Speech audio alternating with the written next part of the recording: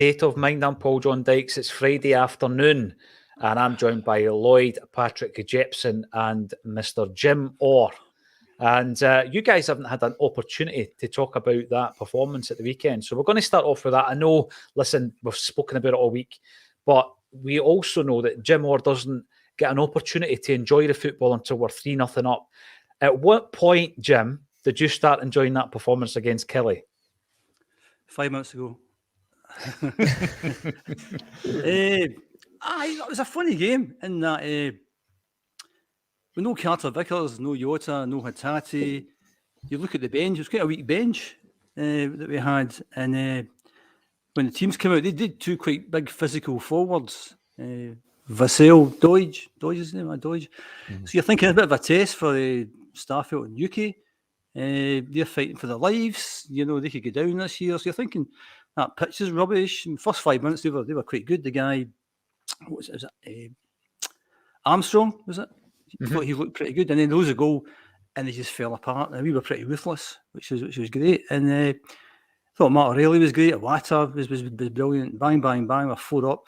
Brilliant. Bit disappointed to miss the penalty. If I'm looking for a negative in the performance, we need to find a penalty taker soon, because big game next week. That could very well go to penalty kicks next week, and we can't score penalties, and Joe Hart doesn't save penalties, so it'd be good to find that. And I thought it was a bit odd, the wee man with a big smile on his face before he took it. That was a bit bizarre. And I imagine everyone shouting at the telly at this point in time, "Why are you smiling? Stop that smiling!" And but yeah, we're pretty ruthless, and I think if the game had been at Celtic Park, we'd have scored 10. Not a problem. I think on that pitch, we don't want any more injuries. The game's won, job's done. Don't get hurt. We were sloppy in the second half, but I think that's understandable, given the game was kind of pretty much put to bed. Mm-hmm. Good to see the young guys coming on. It's a shame for the young guys, but you need to play the best team. You need to win games of football. And hopefully, if we do manage to wrap up the league with a few games to spare, then guys like Vata and Summers and Lowell, these kind of guys, they might get a wee taste of it at that point in time. But you have to play the best team, and there's no kind of room for sentiment, I think, and that's just the way it is. But yeah, good day at the office last week. Yeah, but you're thinking we've come on at score here, that's 4-2. But yeah, good victory. Yeah. A couple of points that I think are good for discussion from what you've said there, Jim. Firstly, I've got to start with the youth, right? And obviously, a few weeks back, Jim, you were in the audience, for the conversation with Martin O'Neill. And backstage, he spoke about that season where the league was won and we took the foot off the gas, we lost a couple of games. And he said that he regretted it. Now, the reason he regretted it was, and he said this was kind of like for selfish reasons, he wanted the run to continue, and breaking records and all that is important. But I'm going to throw it out to you. I'll start with yourself, Lloyd. What's more important? So we need 7 points to win this league. At that point, do you do what Martin O'Neill did that season? Do you take the foot off the gas, introduce a few youth players, give them experience, and possibly put records and all that to one side? Or are you as ruthless as Celtic were in the first 27 minutes of that game against Kilmarnock, and you go for every game, every win, every goal, every record? How do you play it, Lloyd? I think you need to look at it at both aspects. Do you want the guys to come through and get the minutes in the team? Of course you do. It was great to see Vata and Summers come on from the bench on Sunday, albeit maybe 20 minutes most they got, but still great to see. But you're in the cusp of breaking the points record this season, and obviously the goals record, so you kind of want to also go for them at the same time. And I think Ange has that in the back of his head as well, where they're on the cusp, so just go ahead and get the records broke now. Yeah, and I guess, listen, I'm not taking for granted, Jim, it's going to be a massive game at Hampden. I guess if you get through that and you've got the final to look forward to, you're going to get all the permutations that might be in your mind out the way before the cup final as well. So you're maybe focusing on that. So it's probably threefold. Do you focus on getting the team right for the cup final and making sure that momentum's still there? Are you aiming just to break every record that's in front of you? Or is it possible, Jim, to do all of the three and bring in a few youngsters as well? You could, I suppose, but I get a very simple view of football. If the game means something, you play your best team. If the game doesn't mean anything, you don't play your best team. There's no need to play your best team. Records don't really matter for me at the end of the day. Winning the league is what it's all about. Number of points, number of goals, number this, number that. Doesn't matter. We need to see what these guys can do. And that was the unfortunate thing about the season that won the 9, where it was curtailed. And I think we're going to Ibrox, and that was the game that get cancelled. And if they'd won that game, it would have been, whatever it was, 12, 15 points ahead. We could have won that league before the split that season. And that'd have been the time to see the younger guys who have now lost to us. They're away. A lot of these guys. Young Dembele, that'd have been the ideal opportunity to give him a game. So I think and it's not enough, if we put this to bed fairly early, you give all these guys a game. You have to see what they're like. Because if we're saying we've got a strong squad, then everyone should be playing their part in that squad. And I know it's difficult because there's lots of other guys who haven't had game time who are not young guys, like David Turnbull and Stephen Welsh and all these kind of guys who haven't had a game. But you'll never get a better opportunity. And that's when you have to play them because you might have to call on them in a game that means a lot. And if they haven't had much experience to play any games, then I think that's difficult. Because I've not been on since the Glasgow derby. And what was really interesting for me was Moyes' performance, because we're all on that Friday, we were chatting about that. We saw Moyes definitely coming back. I think, Paul, you said, I'm not so sure about this. Should he come straight back? But I thought he was okay. But his first pass was horrendous and almost cost a goal. And his second pass was horrendous. And I've said on here a number of times, football, 90% psychological. And a big part of that's confidence. And when your confidence goes, you're in big trouble. So you have to be confident. And I think that affected the team that day. I think we're a bit wary, and Moy doesn't look up for it. And if Moy's not fit, did we give Moy the ball? And that affected the whole thing. So you need confident players. If you don't give young guys a game when they've got a chance to play, it doesn't matter that much. What chance have you got of them being confident coming in against Eintracht Frankfurt or Ajax or Real Madrid or something like that? So you have to get them in sometime. You have to give them minutes. And that's the time you do that. Records, if you do it, are fantastic. But the only record is winning the league. That's it. If you do that, it's 2 in a row. That's the record you want. Anything else is kind of, know that. I mean, the other thing about this league, I know it's maybe time for the rant today, is that I'm a bit annoyed about the kind of gap talk. People keep talking about the gap. I get annoyed about that because I think there's a huge gap between the top 2 and the rest. Massive gap. But I think on their day, at the moment, there's not much between the top 2. I know we're 12 points ahead, but the last few games have been really tight. 1 goal either way. I think the last 2 games, we've been the better team, deserve to win, but just by a goal, it's not as if we've hammered them. And the game at Ibrox, I thought we were kind of lucky to come out with a point. So another thing, I just looked at the league table this morning. If they win all their games that they have to play and draw with us at Ibrox, they'll have 95 points. We won the league with 93 points last year. Yeah. They've had a phenomenal season, but they can still lose the league by 12 points, which is astonishing. Absolutely astonishing. So, I think the summer will be key to what happens next season in terms of the comings and goings. But at this point in time, when they put their best teams in the park and they both play the best they can, I don't think there's that much in it. So gaps are always a bit.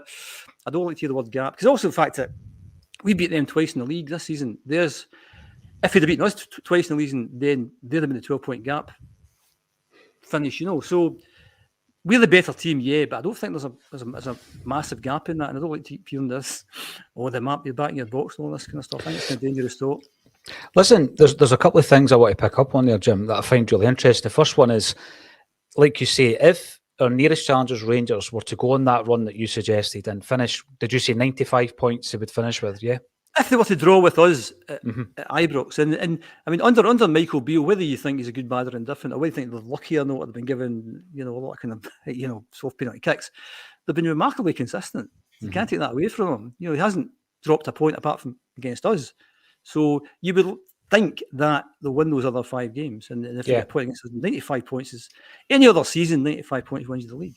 It wins you the league. So there's 2 things here. The first thing is the challenge has been real. Secondly, it also shows just how consistent Celtic have been as well. To still be able to be 12 points ahead of that points total, ahead of a team who have figured out how to beat everybody else in the league, basically.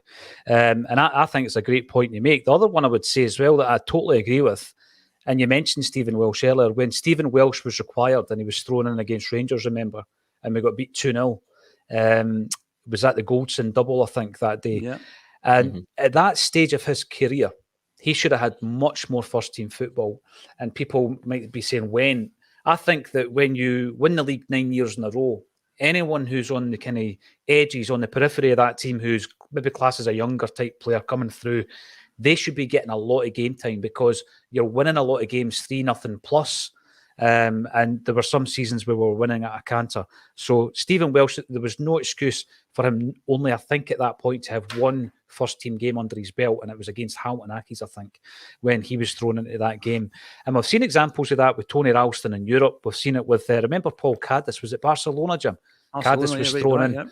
Yep. So it has happened, and I totally agree. You want to get as much game time as possible in the legs of these youngsters, not just because you want to rack up the games. You want them to be at a point where they know how to deal with a challenge. So it's not a case of giving them 30 minutes against Ross County when you're 3-0 up, Lloyd. It's all about, you know what, they need to know what it's like to play in the big games where they've got to make an impression in the big matches as well. Yesterday, I found it interesting when we were talking about Vata and Summers, that someone pointed out, because Sean had said, when he played football back in the day, he shared a squad number with Vata, and he didn't know why Vata had the number 69 on his back. And someone commented, that's gone right over my head. Well, looking into that, what I noticed was you've got Summers and Vata, who's 69, Summers 69, and being into music, I instantly thought of Bryan Adams, right? Because obviously he had a song called The Summer of 69. And you'll guess what, Jim, right? That song is older than Vata and Summers combined. That song is 39 years old, and they two boys are only 18. Incredible. I'm just wondering where you're going with the 69 stuff, Paul. At 12:30 on a Friday. I wanted to divert the conversation that started yesterday to give it a wee musical tinge, but also to highlight just how young the pair of them are. But I do want to talk about them because obviously a lot's been made of the ball that Vata crossed in for. It was a sensational pass. He seems to have a lot of confidence.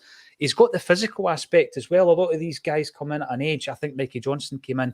He looked a wee bit kind of lightweight. Even McGeady, when he came into the first team, I thought looked a bit lightweight. Lloyd, but Vata, I think he looks ready. What do they call it? He's oven ready. He's good to go. And I'd like to see a lot more of him, particularly between now and the end of the season. Yeah, if you're absolutely got in the next 2 games, then I would love to see him the next 4 games maybe start after that, because he does look ready. And like you said, that ball he whipped in for Rowe was... I actually near enough just got up the edge of my seat when it got whipped in, thinking it's in. But sadly, missed it. So he does look ready. And this is maybe now his time to... Because obviously we've mentioned before on here that maybe a bad will be going in the summer. So there might be a position in the squad there to fill, and maybe he needs to fill it if that's the case. So it's one of those ones though. Do you keep bringing players in these certain positions, or do you look to the youth, think, right, are you ready to step up into this first team? Right, because it's a great point of discussion. It's a great point of discussion because it was raised yesterday, Lloyd, right? So let's just say there's a lot of talk, speculation. There's another team being added to the list of suitors, Jim, potential suitors for Lila Bada. Now, Lila Bada's obviously come to Celtic as a young man, 19. He's had 2 seasons almost under his belt, played a lot of football. His numbers are superb for a boy his age. But there is a lot of talk. And I think Ajax, who else has been mentioned? Benfica. They've been mentioned as well this morning, right? So let's just say he's one of these players in the summer who, Celtic get a bid, we think it's good enough, and he goes and we make a profit on him. Do we instantly, like what Lloyd's asking here, do we instantly say, right, who's on our list of right wingers to replace him, Jim? Or do you say, right, Vata's going to play more football this season? So that's a decision. Again, that's one of these dilemmas, isn't it? No, I don't think it is. I mean, I'm kind of, again, simple-minded in this one, that if you're a manager, your job is to replace every single player with somebody better within the confines of the budget that you've got. So who's the guys we love? We love Kyogo and we love Jota and we love these guys. But if you're Ange, you want a player who's better than Kyogo. You want a player who's better than Jota. That's how you become better as a team. You don't stand still. So a lot of people look at the Celtic team and say, well, we could look to maybe Joe Hart, somebody maybe Castle. You're looking for somebody who's better than everyone. And Vata's a young guy. So for me, you don't put Vata in. And Ange doesn't do sentiment at all. But he's not interested in that. But the point I was maybe trying to make earlier was the fact that one game can change something overnight for a player. If Vata comes in and scores a hat-trick against, I don't know, Hibs or something like that, all of a sudden his career will just go. If he never gets a chance, he'll never do it anyway. So that's why I think you have to give these guys a chance. But we've got such a strong squad. There is no room for sentiment. If Vata plays in the team at the start of next season, he has to be better than every other player that we've got in that position. Mm-hmm. At the moment, he's not. At the moment, he's a young guy trying to get in the team. And that's why we have, if we put the league to bed earlier this season, we have to play more guys like him to see what they can do. Because if they can't do it in games that mean nothing, what chance have they got in games that mean something? But you've always got to bring in better players. And that's why I think Ange's maybe made the point as well. Don't get too attached to the guys that we've got. We love them. Yota's brilliant. I think I've said this before, that they're an immensely likeable bunch of players. Immensely likeable. You know, sometimes you get players you think, he's playing for your team, so you support him, like him, but maybe you don't like him that much as a person. Whatever. We've got such an immensely likeable team, led by the most immensely likeable manager you could actually get. Yeah. However, don't get too attached, because there will be players out there who are better than these guys. Obviously better than these guys, because if we want to make a fist at the Champions League, which I think is a bit too far, Ange knows himself that you would need a player that's a bit better than Jota, a player a bit better than Cameron Carter-Vickers. You know, so that's how you get on. But for me, give the young guys a game. Let's see what they can do, and let's see they're in contention for next time. Because as I said, that you will maybe need to call on these guys. And if you look at the start of last season, when we call, what was the young guy that played centre half that came in? Dane Murray. No players. Dane Murray comes in. Never heard from him since. Where's he? Is he still in the building? Is he still somewhere? He is. You know? Yeah, he was out for a spell with a really bad injury, but apparently he's coming back to full fitness, Jim. Because again, thrown in, totally unprepared. He makes his debut in the Champions League qualifier. You know, but he did very well. It's got to be said, he did very well. You've made me remember a situation. You were talking there about it's all about the confidence, and if sometimes your first pass is a bad one, it can affect the rest of your performance. It can affect the dynamic of the team. We're talking about Rocco Vata, whose father obviously played for Celtic, Rudy. Another father-son Celtic connection was Andy Lynch and his son Simon. And what I found really, really interesting talking to Andy is he spoke about that as well. And he spoke about it in, the example that he gave was the cup final in 1977, where he scores the only goal of the game from the penalty spot. And I think it was his first ever penalty that he had taken for Celtic. And he just spoke about the mentality that he had that day. He walked into that game with a self-belief, he said, that he didn't always have.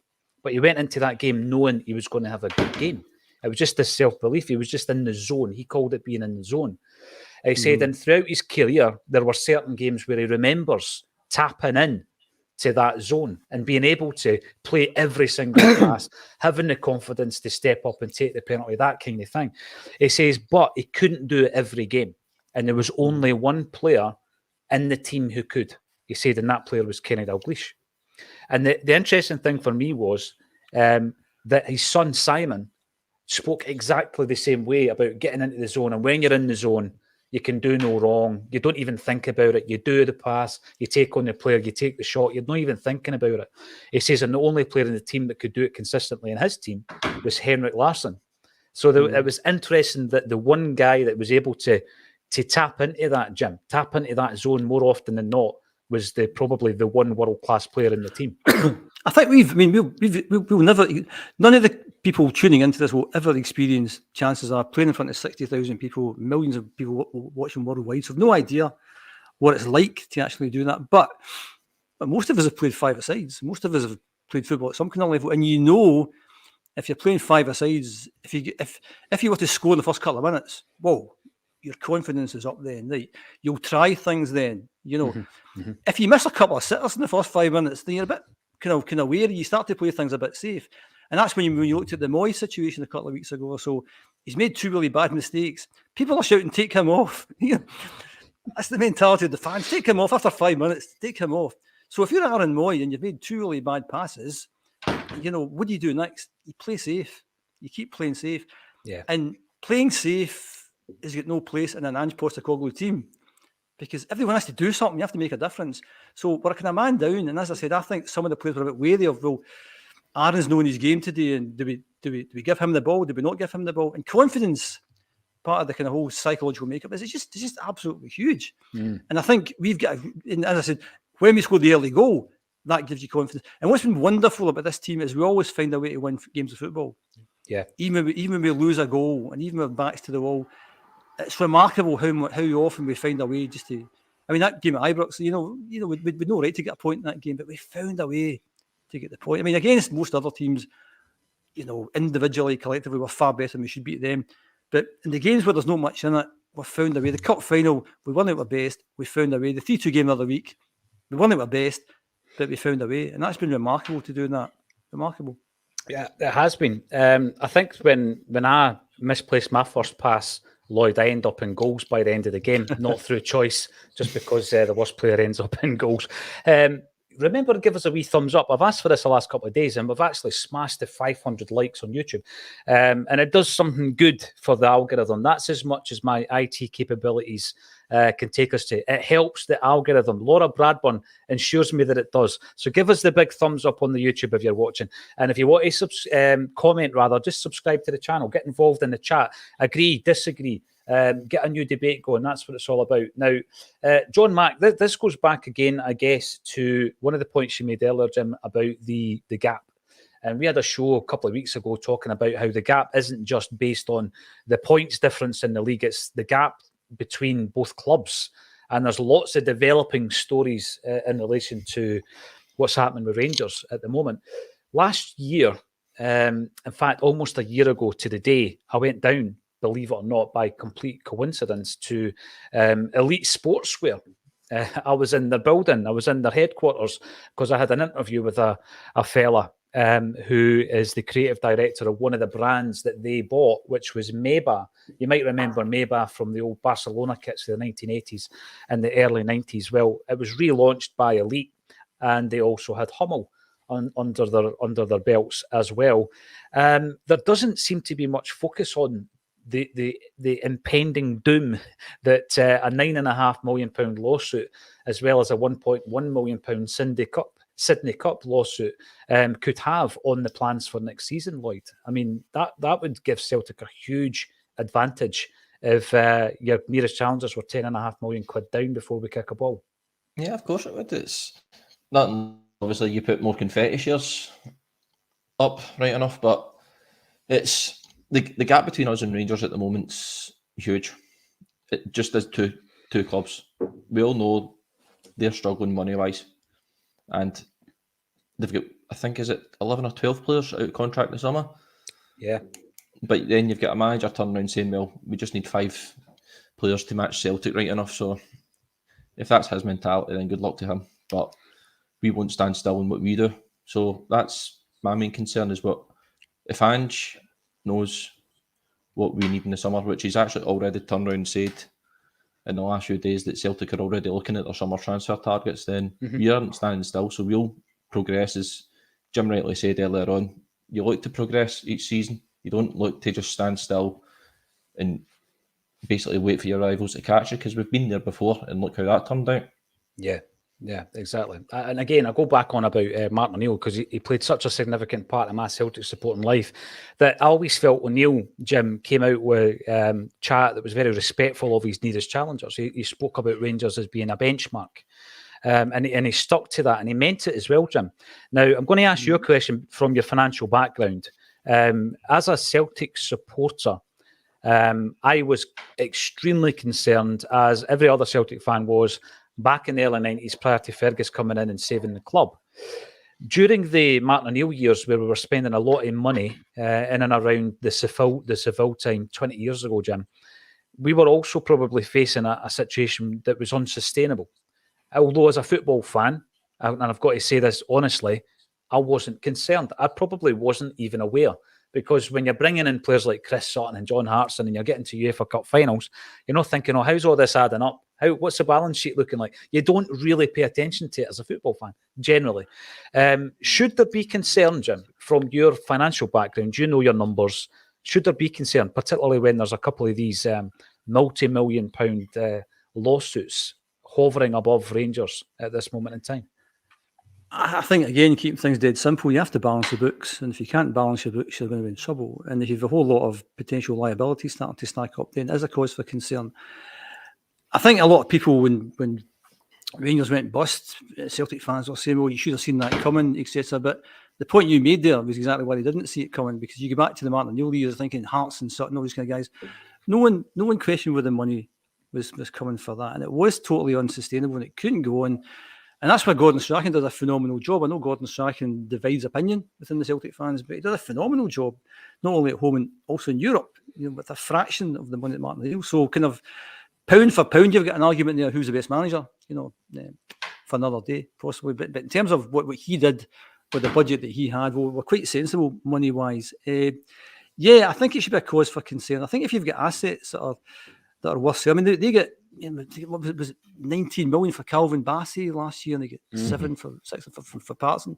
Football is a bit different from normal business because you can have something like that. Somebody might come along and give you silly money for somebody. Do they have players who they can sell for silly money?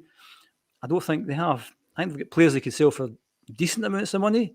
Hadji is one of these guys you think could be a player at some point. I don't want to talk too much about their players, but I think you've always got that where we've got some players here. The season ticket renewals must be coming out soon if they're not out already. So there's a huge cash injection. But at some point that runs out middle of next season. So I think they've got some work to do financially wise over there. And I think I agree with Lloyd. I think there's a huge difference between the two clubs off the field. And what tends to happen is if there's a huge difference off the field, then that starts to happen on the field as well. I think at this point in time, I don't think there's, as I said earlier, such a big gap on the field. I think it's been a pretty tight league race this year. I think they went through a wee blip, but they dropped something like 7 points in 5 games. That gave us the confidence, I think, to kind of move on this season. And us beating them twice, that's been the difference on the field. But at some point, the off-the-field stuff, that will start to impact on what's happening on the field. If they lose a number of players over the summer, if they can't buy better players in, some of the weekly wages that are getting quoted for some of their newer players are just, I don't believe they're paying those kind of money. If they are, then they are heading for trouble, I think. I mean, some of the numbers they talked about Todd Cantwell getting, you think, can't it be right? No. Can't it be right? So if that's happening, and there's these kind of in the background, and they can't sell players for big money, they should be concerned. They should be asking questions. I think how they ask questions, I don't know. I think they've got what is it, Club 1872 or something like that, who've got a kind of decent shareholding. They should be asking the questions as to what's happening. But that's their issue. That's not what to do with us. I think off the field, we've got 10,000 more season ticket holders. That must translate into, don't know, 6 million quid more. We've got better sponsorship deals. We don't have legal issues hanging over us. We've got a lot of cash in the bank, etc. But you can only put 11 players on the park at any one time. So and that's why I think compared to all the other teams in Scotland, they're well ahead of them, even with maybe any potential financial issues that they have.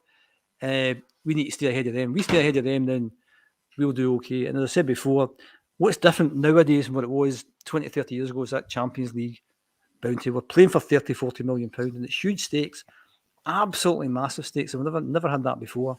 No. And that's why every game's vital. That's why, if you're 2-1 up with 5 minutes to go, you're kind of, finish the game, because we can't afford to drop points. And as I said before, remarkable that we've never, ever done that. So many games you're thinking, is this the game where we drop a couple of points? And we don't.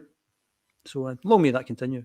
Long may it continue. Tangent there, a bit of a ranty tangent. No, but to bring it back to then to how this affects Celtic, because people might say, that doesn't affect Celtic, let them get on with it.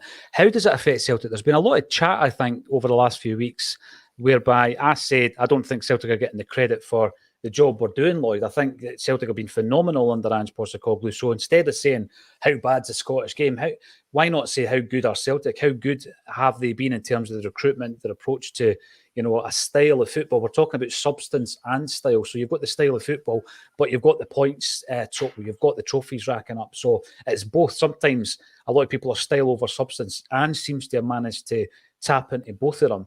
But where would it leave the Scottish game for you in terms of credibility, in terms of quality? Because all we keep hearing is the gap between Celtic and Rangers and the rest is as big as it's ever been. If there is a situation financially where, that knocks Rangers even further back in terms of their progress as a football club, then Celtic obviously will continue to develop. But where does it affect us? Because we want to be in the Champions League. We want to compete. We want to compete in Europe. But if the competition at home isn't as strong as you would like it to be, then that can adversely affect you. But again, Brian and I have spoken about the lack of aspiration with a lot of these teams. We've spoken about the fact that we don't get tickets, we don't get stands, there's empty seats at games, etc. They're turning down potentially £1 million a year by locking out Celtic and Rangers fans for these games. So where would it leave it for you? Would you still be quite happy to just rack it up 9, 10, 11, 12 in a row? Or do you start looking further ahead and say, right, is there a different destination for Celtic Football Club to play their football?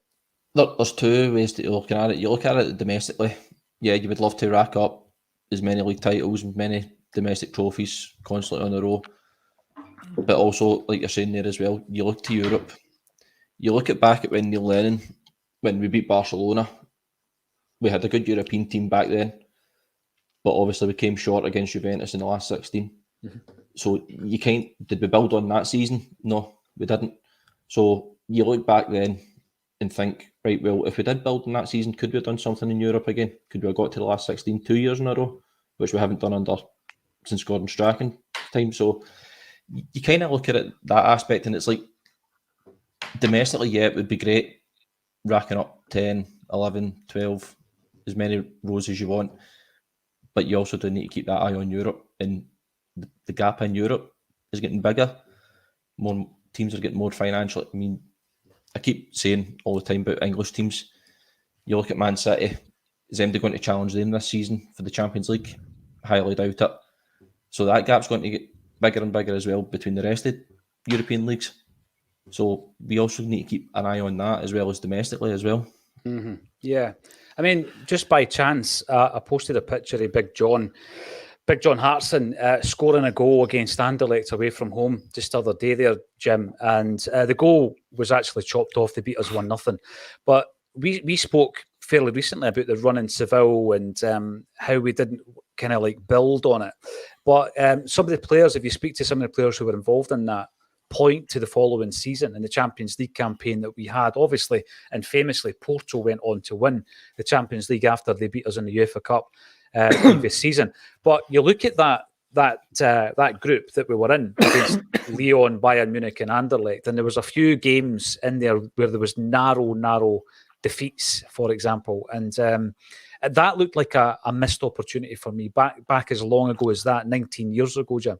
And that was when we were spending big money, like you were saying before, money that you couldn't really balance the books at that time if you were bringing in big players on massive English Premiership wages. However, things have changed. Is it all about being a domestic team for you, Jim, in terms of staying and playing your football in Scotland? Or if it got to the point again where Celtic were running away with the league for a decade, do you look elsewhere? I think I know the answer from you. I think that you would much rather we played our football in Scotland. No, no. I said a few weeks ago, I kind of European League is the way forward for Celtic. I think we have to find a level, basically. And with all due respect to every other team in Scotland isn't at their level. And I kind of despair because people are starting talking again about going for 10 in a row. Is that all we do? Talk about 10 in a row, 10 in a row, 10 in a row. And I think that just gets in the way of everything. If we don't win the league next year, that'll be 10 in a row, boss, and that'll be, and you want to win the league, absolutely. And the thing about Scotland is if we don't win the league, it means that they win the league, and that's a disaster, And somebody pulled me up before when I said, so maybe I didn't say it the way I meant to say it, but I want Celtic to win the league, but see if Aberdeen won the league, I wouldn't mind it that much. As long as we get into the Champions League, we're the second place, because it'd be great for Scottish football if Aberdeen won the league. They would get the 30 million, and that'd be a game changer for them. So I just like to be in a league that you don't know what's going to happen, and we do know what's going to happen. We do know next season the top two will be pretty close, and maybe if things go the way we think in the summer, we'll win the league no bother next season. So that'll be 3 in a row, on the way to 10 in a row, and I think that just gets in the way of things. And I'd much rather we played in the league where we're playing Benfica or Anderlecht, and you're going to the games and you don't know if we're going to win or not. Whereas we're going to games now, and if we're not 3 up after half an hour, people are complaining about things, and I just think it'd be good to find more level. And I said before that I think if we were to leave Scottish football, if both the big two were to leave Scottish football, I think Scottish football would find its level and be okay. I know you've got sympathies towards Dunfermline. They did, was it 9,000-10,000 the other week? Dunfermline could be a major force in Scottish football again if you take the big two out. There's no reason why Dunfermline can't compete with Aberdeen and Hearts and teams like Morton and teams like Dundee and all that stuff. So it'd be good for Scottish football. Maybe not a lot of money swirling about, and mainly Scottish players, I think, would then be playing for those teams. And I just think we have to find our level. And it's great to win things. I'm not kind of trying to play that down. But if our main objective over the next few years is to try and do 10 in a row, then I just think that gets in the way. I think the main objective would be to go far in Europe. And by far in Europe, I mean the last 4, the last day of the Europa, say, something like that. And I think what tends to happen is that, and the players say this themselves, it's another rant, obviously. players tend to say themselves that they're maybe not tested. The guy during the week, James Sands, talked about he wasn't that tested in the standard, wasn't that? Yakimakis talked about the kind of same thing. Yeah. I think if you want to be an elite player, you want to play at the top level, you want to be tested week after week. And I'm not saying it's an easy life, because I know Ange picked somebody up talking about easy and luck. It's not luck. These guys work really, really hard. But if you're winning week after week after week, and you're winning convincingly week after week, I think you must know yourself, you're not really getting tested. If you want to be the best player that you possibly can be, and maybe what you tend to find is sometimes they don't get caps because they play in Scotland, because they look down on the Scottish League. So I think for me, it's about finding our level. And I think our level is in a kind of European league where we'd be maybe in Division 5 or 4 or 5 against the Anderlechts, or maybe Division 3, the Anderlechts and the Sporting Lisbons of this world, and try and progress up that. And as I said before, be careful what you wish for, because I'm certainly against Celtic becoming this Manchester City-like team where we're playing players 300 grand a week and all this kind of stuff. So it's a difficult balancing act. So I think to answer the question, I would like this to be in some some European league that's throughout the season, and maybe we play in the Scottish Cup or maybe the Scottish League Cup or something like that. Or maybe we have some sort of team based in Scotland, but it's not the main team. And I'd like Scottish football to be better, because I know it's an old man conversation again.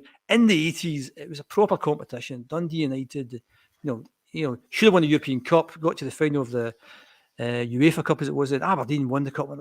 Hearts were a good team, Hibs were a good team. It was exciting. Now, I'm not saying it's too easy, but you've got to look at the results. You've got to look at the points total. You've got to look at the gap in points. Let's just concentrate on points between the top two and the rest.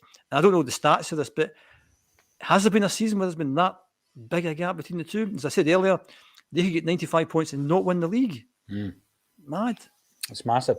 And, you mentioned there a version of Celtic in the league. Well, yeah, maybe that's already there with the Celtic B team. That could be your Celtic representative in the Scottish division, perhaps made up mainly of homegrown players. So I'm pretty sure in my lifetime there will be massive changes. Now, Celtic follower is commenting on the YouTube channel, afternoon all, wondering if Ange will play Abada, Carter Vickers, Jota, etc. It leads us on to the next conversation point. Personally, we have enough quality not to risk aggravating any injuries, so I wouldn't play anyone who isn't 100% tomorrow. And I'm guessing there's a few decisions to be made, but we have been informed, Lloyd, haven't we, that a couple of players have not made training today? Yeah, we have. Apparently, Celtic just put up their training gallery, and apparently there's no Jota or Hatate in training still, so it doesn't look like they'll be playing at all tomorrow.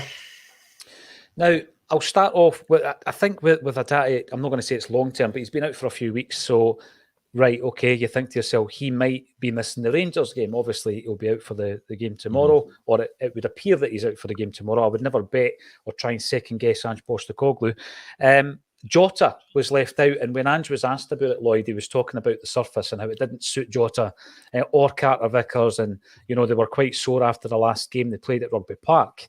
But that's twice now that Thursday and today where we've not been able to spot Jota at training. So it would appear that he might miss tomorrow's game.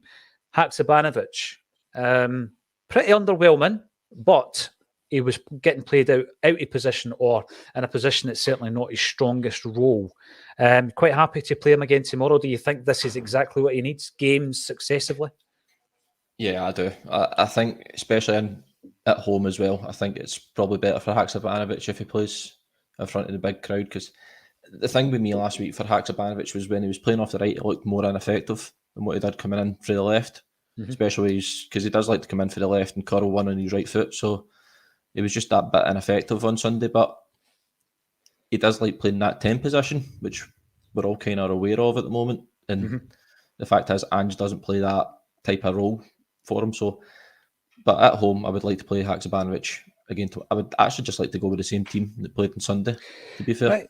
Yeah, I think that's a fair point, Jim. I was going to throw this over to you because after the game, I said, you've got Iwata, Kobayashi and Haksabanovic coming in against Kilmarnock. A bit of a surprise when we seen the lineup, but they went out there and they've been astonishingly good in the first half. But in order for these guys to get up to speed, to get March sharpness, to ensure that they're playing enough games so that when a big test presents itself and they need to go into the team, then they've got to get games. And I said after the game against Kelly, play all three of them again, even if it means resting Carter Vickers and Jota and Moy for the game against Rangers. So I would be quite happy tomorrow, Jim, if we played Iwata, Kobayashi and Haksabanovic. What's your take on it? Because I know you've already said a few times your mantra is play your best team, but with Rangers in mind. And I think that we would still have enough to overcome Motherwell tomorrow. So what's your thoughts on it? I agree. I think the confidence again was sky high after last week. So after such a good performance, I'd put the three of them in. If Carter Vickers is carrying some sort of knock, if Jota's carrying some sort of knock and Hatati's no injured, then I think the team picks itself for tomorrow. I think Haxa, was a bit underwhelming, but I think he'll get there. And I think playing at home is very different from playing away, and very much different from playing an all-weather pitch at Kilmarnock. I would go with the same team. I thought Iwata was outstanding last week. We haven't seen much of him, but they had a game from the start, and he was like, I don't know, Hatati 2.0. He was kind of like, he's doing all the things he does. He was dead confident in the ball, taking it in tight situations in his own box, and he was pirouetting and turning people. Great passes, likes a tackle as well. Looks like a kind of hard wee guy, and just needs a goal. And he was unlucky last week not to score. So I would play the same team. I think Ange takes one game at a time. I think for the cup semi-final, if Carter Vickers is fit, he has to come back in. And the same with Jota. Hatati, I'm not so sure of, because I think Iwata was really good. Moy, after, as we said earlier, not having the best of performance in the last game, and O'Reilly playing so well last week, I don't think Moy comes straight back in. So that's an interesting dilemma, I think, come next Saturday, which I don't have a ticket, by the way, so anyone out there wants to help the aged, give me a shout. That's me and the Green Brigade and the boys. My brothers have no tickets to the game. To answer the question, same team as last week, because Motherwell, we've had two sticky games against them this season, two wins, and in fact, the last game at Celtic Park, if it wasn't for the Callum McGregor red card goal-saving tackle in the last minute, we could have quite easily dropped points, but we didn't, again, which was great. So I think they'll certainly give us a game tomorrow. I mean, Van Veen's had an astonishing season. He must be up there as a candidate for one of the players of the year this season, and the manager's come in and done a decent job. So it won't be an easy game tomorrow, but we play with ability, then we win, hopefully, and take another step towards the title. Another step. You mentioned the Green Brigade. I was reading just the other day there, and I meant to mention yesterday, but we ran out of time, that we do have another fundraising effort from the Green Brigade, Lloyd, because a big tifo is in the works, and it's astonishing how not only how much time and effort and how many bodies it requires to actually pull this together, but the cost as well is astonishing, isn't it? But they have set up a fundraiser and you can check out the links on their social media channels. But it's so important to back them when they're doing things like this, because everybody loves the spectacle, but it's the weeks and the months of hard work and graft and fundraising, the invisible bit that you don't appreciate all the time, is it? Yeah, it's the bit that they do in the background that you don't appreciate, but it would kind of be good to start the season off with a full stadium TiVo and also end the season with a full stadium TiVo. So it's quite a good way to end the season. So I think good luck to them in getting the fundraising for that. Yeah. I mean, back in the day, Jim, I remember back the team sacked the board. So the TIFO back then, Lloyd, you might remember, was loads of guys wearing either T-shirts or jerseys. Were you one of them, Jim? That was my boycott time. That was my boycott time. Oh, you were boycotting. I'm boycotting. And each of them had a letter on the front in black, and it spelled out, obviously, back the team, sack the board.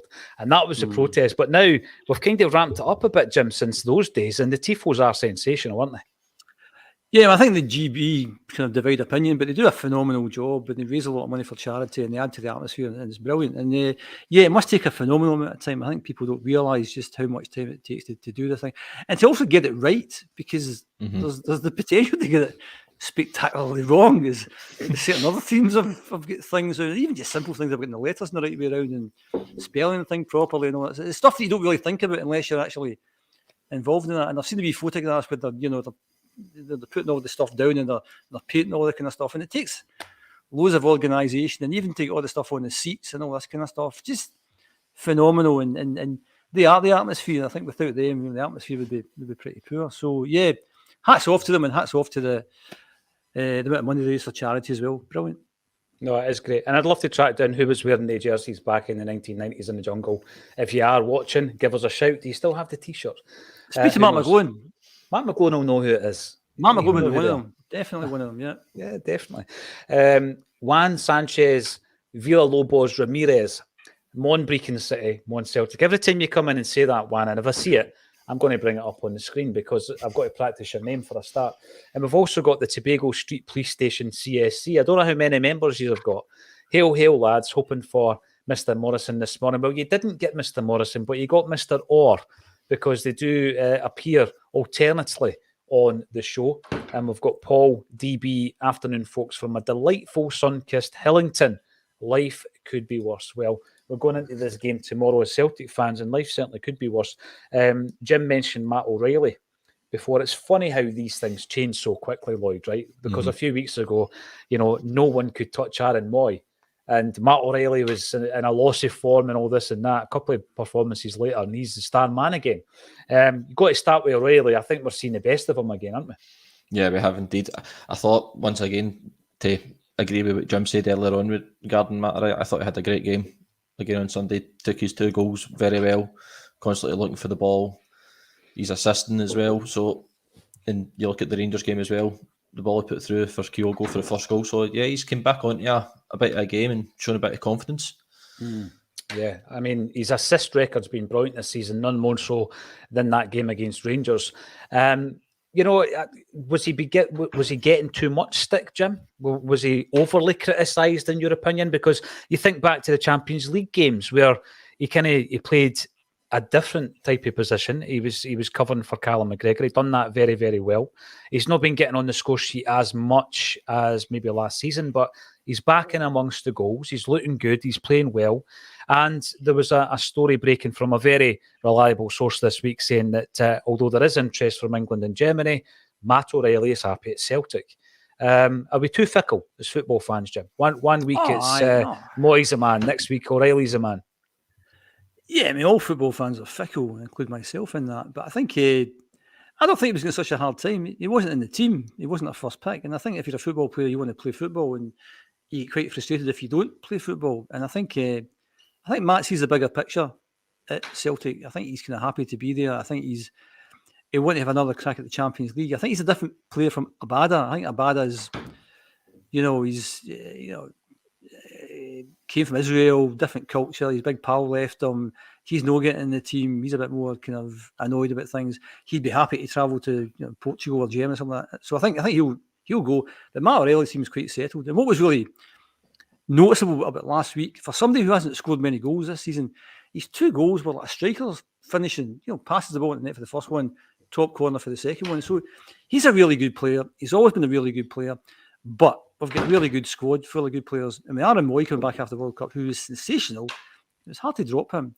Moy's dipped a wee bit and Matt O'Reilly's back in there. So I think Moy might find it hard to get back into the team now. So you're not going to have a go at Moy because he's out of the team. And I don't think people had a go at Matt O'Reilly, just the fact he wasn't playing, wasn't getting as many games, wasn't getting much game time, hadn't scored as many goals, but he's still a good player. And as you said, Paul, he's had tons of assists this year, and he's a vital member of the team. I always remember Gordon Strachan talks about having good teammates. And I think Matt O'Reilly's a pretty good teammate to have around the place. So hopefully we'll stay there. And he's a really good player, so he's going to attract interest from lots of clubs. And he will end up going down south at some point in time, and we shouldn't get too attached. But I think he'll be here next season. I think he'll want to crack at that Champions League. And there's the ideal place to put yourself in the short window. If you want to go to a decent team down south, not a kind of Crystal Palace or an Everton, so you want one of the bigger guys, you play in the Champions League against a Barcelona and have a good game, then you're right in the short window. So I think we are fickle as football fans. I don't think Matt had a particularly hard time.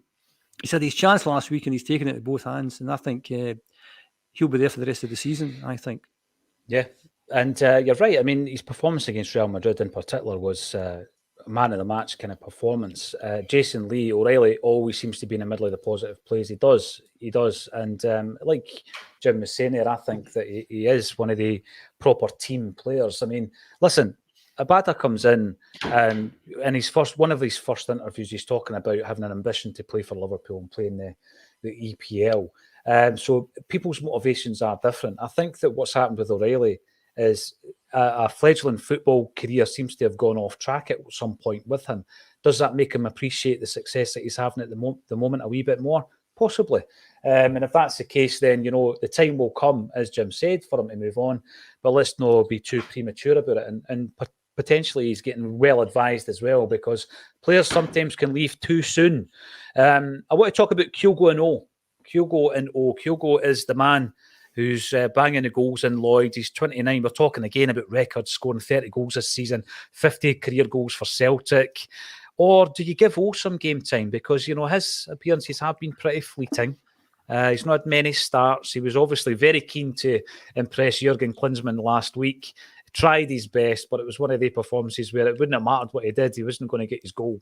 But is tomorrow a really good opportunity, perhaps, to start with O? Or do you stick to the tried and tested?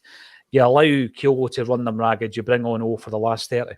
It is a good test tomorrow, maybe to start O, but you really do need to start with Kyogo, especially that one eye in that semi-final, because Kyogo will be chomping at the bit to probably get his 30th goal of the season. So you like that bit of pressure off him, get that goal, right, put him in cotton wool after 60 minutes and bring O on tomorrow for then the semi-final a week on Sunday. What's your take on it again, Jim? Because, I mean, since he's come in, I do like the look of him. I think that he's always eager to impress. He's kind of, what I would say is he's kind of greedy for goals, which is a good thing in his position. But he's a completely different player to Kyogo. Kyogo's had a tremendous season. He'll be in the running for all the top personal gongs at the end of the campaign, I'm pretty sure. He's got his own personal targets, I'm sure. But I still think you've got to get game time in a player like O. He's got to get some games. Does it happen tomorrow, Jim? I agree with Lloyd. No, it doesn't happen tomorrow. Kyogo plays tomorrow. It's part of the best team. Go and win the game. And if we are in the fortuitous position to have the game wrapped up with half an hour to play, then O gets his chance then, I think. O's one of these guys, kind of likeable guy again. You kind of want him to do well. You really want him to do well. And you try to see the positives. But maybe there's no positives there. I don't mean that the way it sounded there, but it's like you want that turn that Ross County, what it was, that turn they had. You thought, I was dead unlucky. That was really good. Do more of that. Do more. And then, but last week watching the game, because the game was dead, he must have been so frustrated because we're on the ball. We're just knocking the ball about. Whereas if we had to win the game, we'd be throwing in boxes to the box and giving them something to attack. So I think he's not had enough minutes yet. There's some good signs there. And I always remember Yakimakis was a bit underwhelming for a lot of people when he first came in. But he turned out to be a really good signing, I think. And hopefully O will go the same way. I think it's early days yet. What was the game that he scored the goal? Was it Hibs? Was it Hibs game? That was great. That was a vital goal that he scored. And when you scored a vital goal, again, from a confidence point of view, it shows that you can do it. Coming on and scoring the 5th goal from the penalty spot against St Mirren, you or I could possibly be doing that. So scoring vital goals helps your confidence a lot. And but for tomorrow, I think you have to go with Kyogo. And if we'll get some minutes, then great. But no, it has to be Kyogo. There's a comment here saying that he needs to relax a bit. I think that comes with game time. I do think it comes with game time. He's so eager to impress, and there was so much made about Jurgen Klinsmann being at the game and all this kind of stuff as well, that you could tell that he was trying so hard to score, and sometimes he could be trying too hard as well. Jim, fill us in. There's in terms of Celtic, there's 2 big events underway. They're happening. They're on sale now. We've got Bend It Like Bertie. We've got Bend It Like Bratback. Fill us in on the developments. Bend It Like Bratback is on the end of June at Celtic Park. So once the season is finished, you'll be desperate for some Celtic fix. So Bend It Like Bratback, 25th anniversary of that season. So if we can get along to Kerrydale Suite, that'd be great. We're going to Corby for a one-off at the end of May. And Bertie's heading to Vegas at the start of June. So I'm saying that kind of flippantly. Bertie's heading to Vegas. So that'll kind of take care of itself. But Bratback's here. So hopefully we get a good crowd to come along at the end of June in the Kerrydale Suite. So it's exciting times. And looking forward to it. It is exciting times. Don't play it down now, Jim. You've got a couple of things here. You mentioned Corby. There are definitely listeners and viewers in Corby because they were coming up on the comment section during the week there. Couple of things I want to mention is the one at the Kerrydale, funds will be raised for the foundation on that occasion. Yep. Tell us a wee bit about this, because you're just, as you say, you just threw it in there. We're going to Vegas. We're going to Vegas. How does that work? What does it look like? I've never been to the Vegas convention, Jim. I don't know if you have, but I know Des McLean has been, because he went and he shared the journey with Bertie, didn't he? Which is the irony of all this. I think it's on every couple of years, and between 4,000 and 5,000 Celtic fans end up going to the convention and taking over a part of Las Vegas for the best part of a week or so. So it sounds mental. I think it's usually kind of stand-up comics and maybe kind of musical kind of Irish bands that come. So a play is a complete departure for them. And we've got, and you've also seen it, Paul, with a very basic set within Bend It Like Bertie, like tables and chairs, and that's basically it. And Des was chatting to the organiser about a year and a bit ago or something about the chances of maybe going to Vegas. And because I've never had a play there, he was expressing a bit of concern about the set. And he said, well, how are we going to get the set over there? To which Des came out with the motto line, it's no the fucking Lion King. So I thought you should put that on a poster. It's not the Lion King. Yes. Poster. So yeah, we're looking forward to it. It should be quite surreal, I think. And it'll also be surreal playing the Kerrydale Suite with Ben like Bratback, because both of these have been just like a kind of wee daft idea, and they get a bit of traction and helped by people like yourself, Paul, to try and publicise it, and they've become something that people obviously like. So so it's exciting. Yeah. It is very exciting, and there's a great picture. Try and dig it out, anybody. There's a great picture. I think I've maybe posted it once on my Twitter page. So check out my Twitter and search for B.A. Baracus, right? So there's a Vegas convention in B.A. Baracus, and a group of Celtic fans, and Bertie Auld and Bobby Murdoch, and I think maybe John Fallon's in there, right? And it's John Fallon's everywhere. John Fallon's everywhere. It's a great image. It's a brilliant photograph, and BA's in there, and the immortal line. And I don't know if I shared this with Des, Jim, and it obviously came from the lips of Bertie Auld. Says, "I'm going to introduce you to the real Murdoch," and he took him over to Bobby Murdoch. Obviously, the A-team. There was a character called Murdoch, and that is just Bertie Auld over the back. Absolutely superb. There we go. Look, Jason Lee. The A-team. Yes, 100%. Listen, I was on a wee podcast that was aired this week. It's called the Green Sunrise podcast. And we spoke for a good couple of hours, actually, on stress. So get yourself onto that. Some really good advice from 3 or 4 of us actually talking about the causes of stress and how to deal with it. So get on that. The guys are doing some great things. Subscribe to the channel and support them on the social networks and all that kind of stuff as well.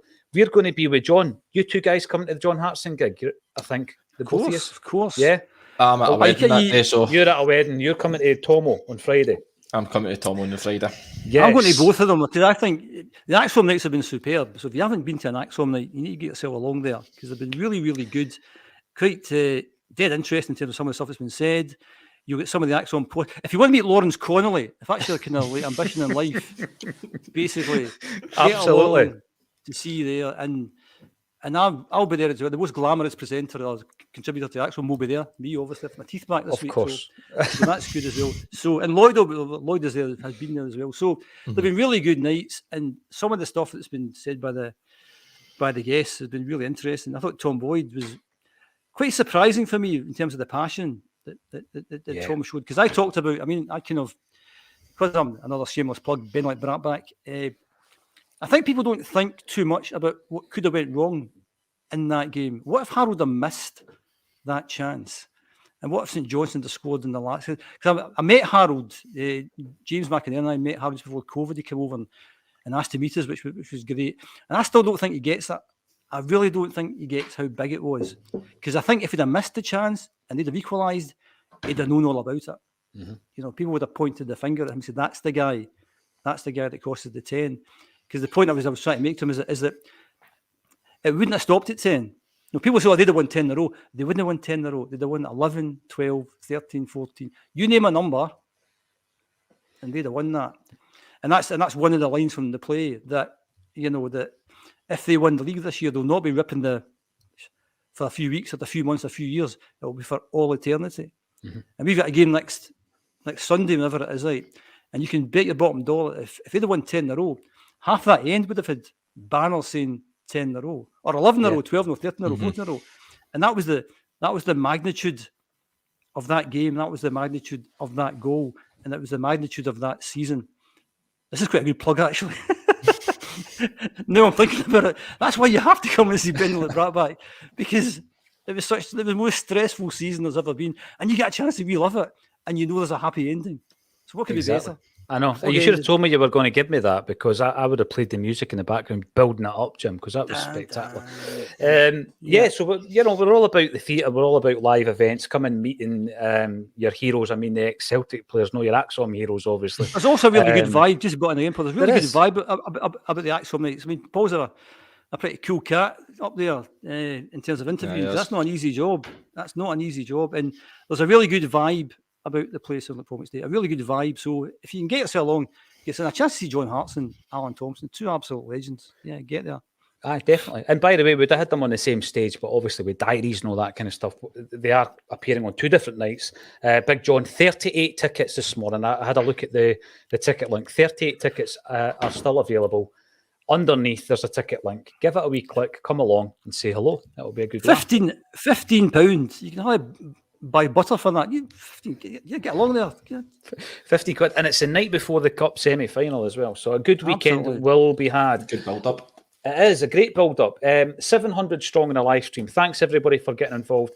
If you want to help us out, give us a wee thumbs up on the YouTube channel. If you want to get involved in the chat and in the Acsom community, subscribe to the channel. That allows you to converse with all the regulars in the chat and all the newbies as well. Thanks, everybody, for getting involved. Thank you to Lloyd and Jim for joining me also on A Celtic State of Mind. Cheers.